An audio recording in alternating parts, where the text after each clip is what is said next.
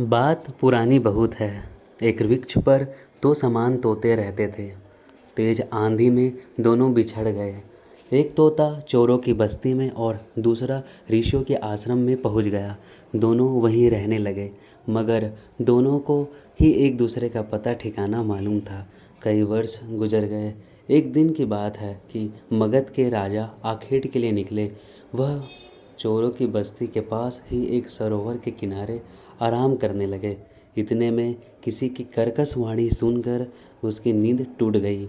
वह आवाज़ एक तोते की थी, जो बोल रहा था, अरे कोई है? इस आदमी के पास बहुत धन है। यह गले में मोतियों और हीरों की माला पहने हुए हैं।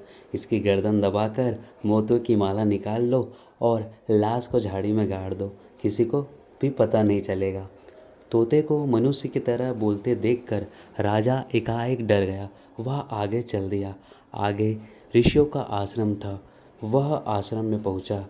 उस समय ऋषि मुनि भिक्षाटन के लिए गए हुए थे। इतने में ही वहाँ किसी की कोमल वाणी उसके कानों में पड़ी। वह वाणी एक तोते की थी।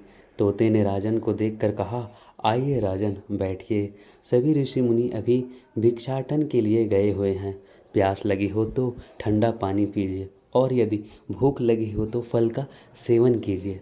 राजा ने तोते से कहा, हाँ राजन, वह मेरा सगा भाई है। संगति के कारण हम दोनों भाइयों में अलग अलग गुण आ गए हैं। कोई इनको गुण कहता है तो कोई अवगुण। दोस्तों, अपनी मित्रता के चुनाव में उसके गुण व अवगुण को परख ले। और ऐसी अच्छी वीडियो देखने के लिए, बातें सुनने के लिए मेरे चैनल ज्ञान विद शेखर को लाइक, सब्सक्राइब और अपना प्यार दीजिए। धन्यवाद।